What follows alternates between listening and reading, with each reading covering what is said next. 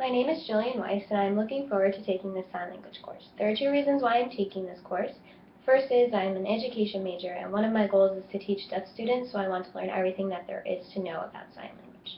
The second reason is I took 3 years of sign language in high school, and I love learning sign language and about the deaf community, so I want to continue to learn and explore the community. So since I'm an education major and want to work with deaf students, I plan to use American Sign Language in my classroom.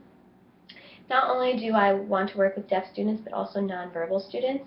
Working in schools and doing observation hours, I've noticed there are different methods of trying to help nonverbal students communicate, but one that I've yet to see is sign language.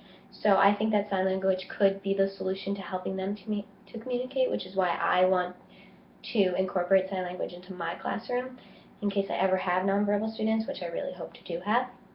So over the years, I've had some experience with deaf people, and many of these experiences have occurred because of my American Sign Language classes in high school. And the first experience I had was when my American Sign Language teacher invited a few of her deaf friends to come into our classroom.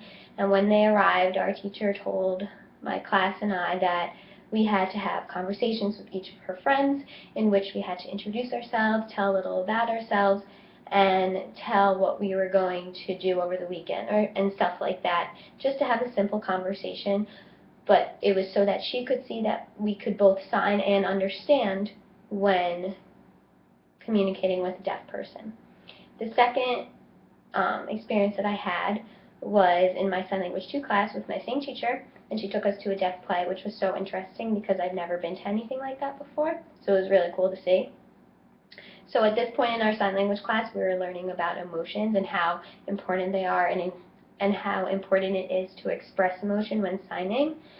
So even though my classmates and I were not fluent in sign language, we were still able to enjoy the play because we were able to understand most of it because of not only the signs that we knew, but because of the emotions that the actors had. So if we didn't catch a sign or didn't understand at that moment what they were signing, if we just looked at the stage and saw how the actors were reacting and feeling, we were able to understand it. So that's the point that she really wanted to get across, and I think she was able to by taking us to this play.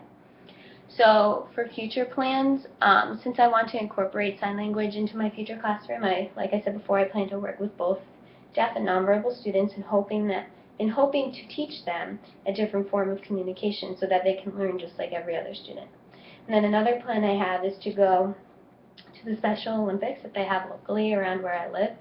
And in high school, my teacher always asked us to volunteer at these local Special Olympics for kids with disabilities, so that we could be involved in the deaf community. So what we would do is we would go in and be assigned to deaf participants and tell them where to go and what to do and when to do it.